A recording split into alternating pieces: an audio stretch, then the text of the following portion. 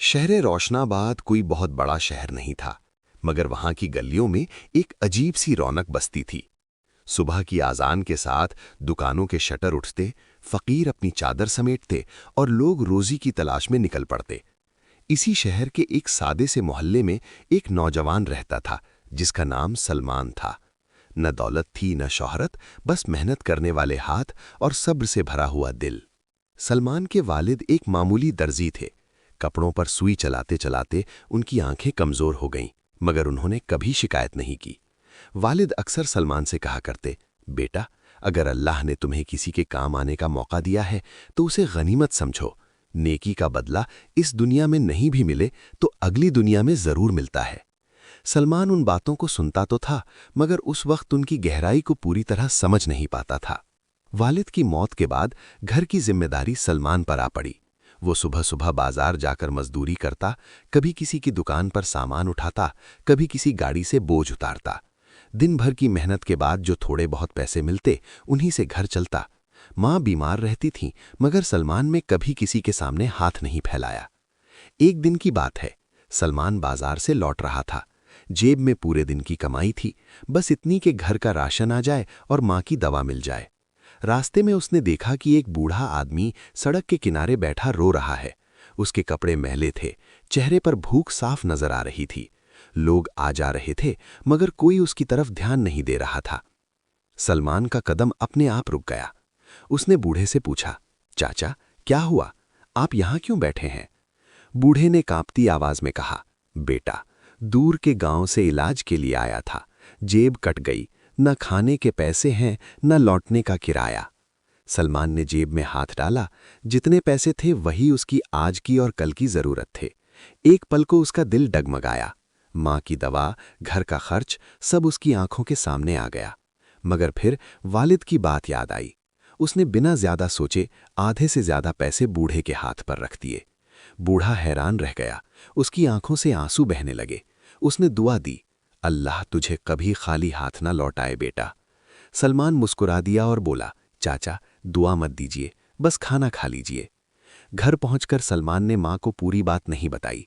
माँ ने पूछा, आज कम पैसे क्यों हैं? सलमान ने बस इतना कहा, अम्मी, आज काम कम मिला। माँ ने सिर हिलाया और अल्लाह का शुक्र अदा किया। दिन बीतते गए, सलमान की जिंदगी उसी ढर्रे पर चलती रही। मगर अजीब बात यह थी कि जितनी बार भी वो किसी की मदद करता, उसे कभी महसूस नहीं हुआ कि उसकी जिंदगी और मुश्किल हो गई हो। कभी किसी दिन मजदूरी ज्यादा मिल जाती, कभी किसी दुकान वाला उसे मुफ्त खाना दे देता। सलमान इन बातों को इत्तेफाक समझकर भूल जाता। एक शाम बारिश जोरों से हो रही थी। सलमान बाजार से लौट रहा था कि उसने देखा एक औरत अपने छोटे बच्चे को गोद में लिए भीग रही है। बच्चा तेज बुखार में तप रहा था। सलमान ने पूछा तो पता चला कि औरत के पास अस्पताल जाने के पैसे नहीं हैं। सलमान के पास उस दिन बहुत कम पैसे थे, मगर उसने फिर वही किया जो दिल ने कहा। उस औरत ने रोते रोते दुआ दी। सलमान भीगता हुआ घर लौटा। उस रात माँ की तबीयत अचानक बिगड़ गई। सलमान घबरा गया। पैसे भी बहुत कम थे। उसने पूरी रात जागकर अल्लाह से दुआ की। सुबह होते होते माँ की हालत संभल गई।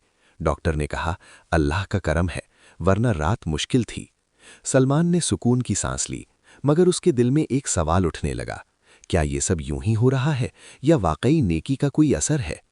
कुछ दिनों बाद शहर में एक बड़ा वाकया हुआ। बादशाह के खजाने से कीमती हीरे गुम हो गए।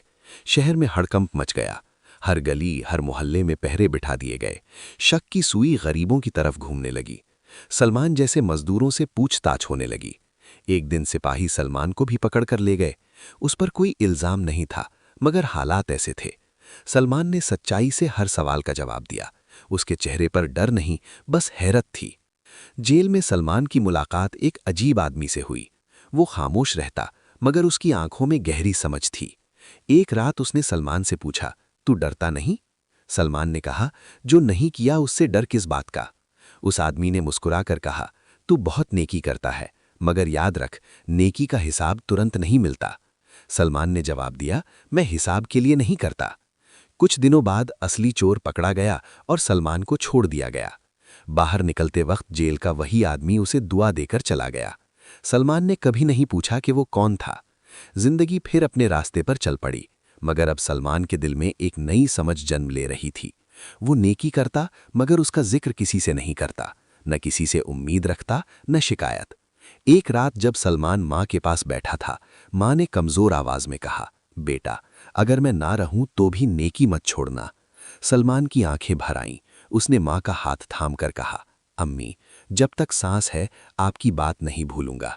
सलमान नहीं जानता था कि आने वाले दिनों में उसकी जिंदगी एक ऐसा मोड़ लेने वाली है जहां उसे समझ आएगा कि नेकी वाकई दरिया में डाली जाती है और दरिया चुपचाप उसका बदला लौटा देता है, मगर उस वक्त जब इंसान सोच भी नहीं पाता।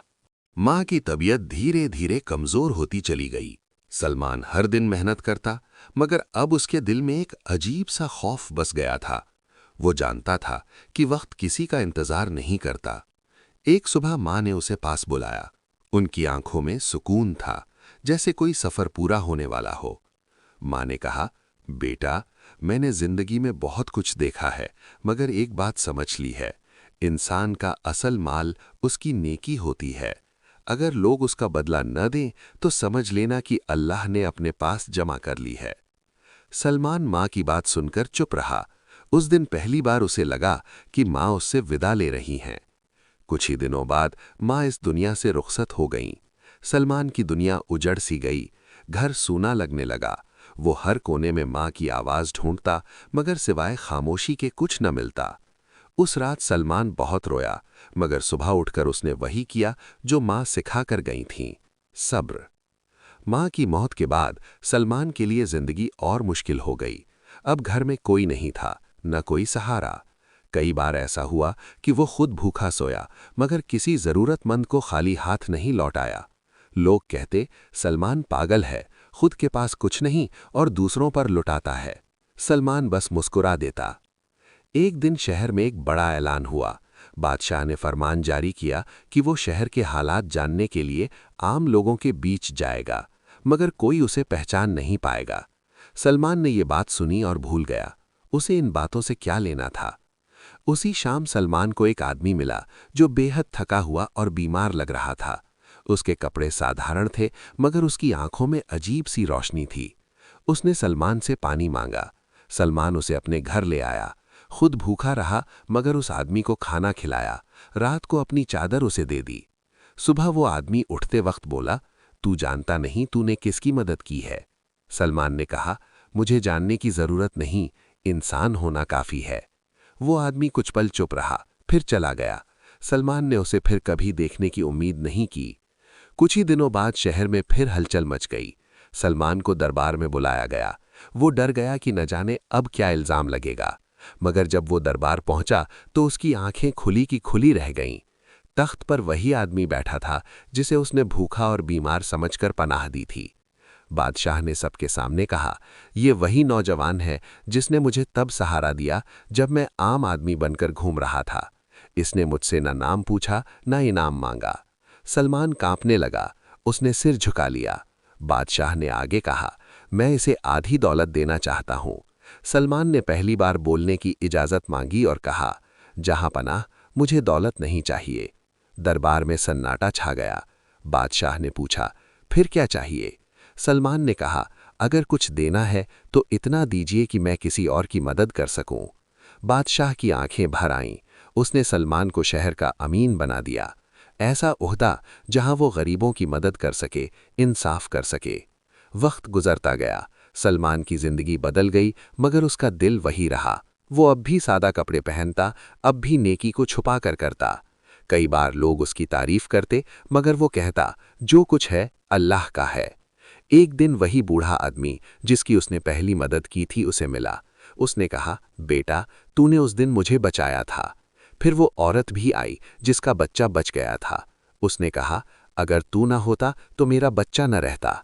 सलमान उस दिन देर तक सोचता रहा।